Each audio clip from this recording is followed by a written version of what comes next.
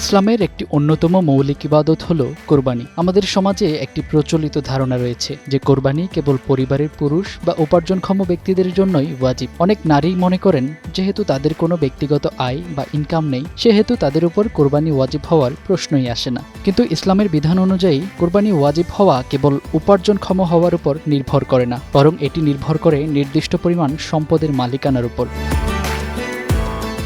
হাদিসে বর্ণিত আছে, যার কোরবানি করার সামর্থ্য রয়েছে অথচ সে কোরবানি করল না, সে যেন আমাদের ঈদগাহের নিকটবর্তী না হয়। এর অর্থ আল্লাহ তাআলা প্রত্যেক সামর্থ্যবান নরনারীর উপর কোরবানি ওয়াজিব করেছেন।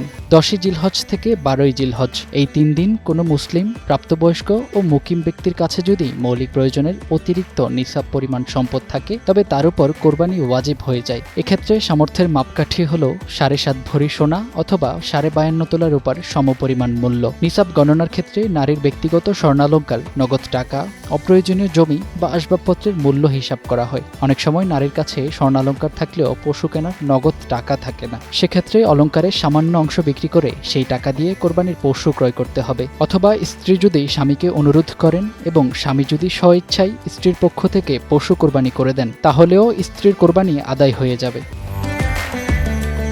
আমাদের সমাজের আরেকটি বড় ভুল ধারণা হলো স্বামী কোরবানি দিলে স্ত্রীর আর আলাদা কোরবানির প্রয়োজন নেই, অথচ স্বামীর কোরবানি তার নিজস্ব সম্পদের ভিত্তিতে হয়। স্ত্রীর যদি আলাদা নিসাব পরিমাণ সম্পদ থাকে, তবে তাকে অবশ্যই নিজের পক্ষ থেকে পৃথক কোরবানি দিতে হবে, অন্যথায় তিনি ওয়াজিব পরিত্যাগ করার গুনাহে লিপ্ত হবেন। আর বিগত বছরগুলোতে সামর্থ্য থাকা সত্ত্বেও কোরবানি না দিয়ে থাকলে প্রতি বছরের জন্য একটি ছাগলের মূল্য সদকা করার বিধান দিয়েছে ইসলাম। ফাহিম হৃদয়, টাইমস টুডে।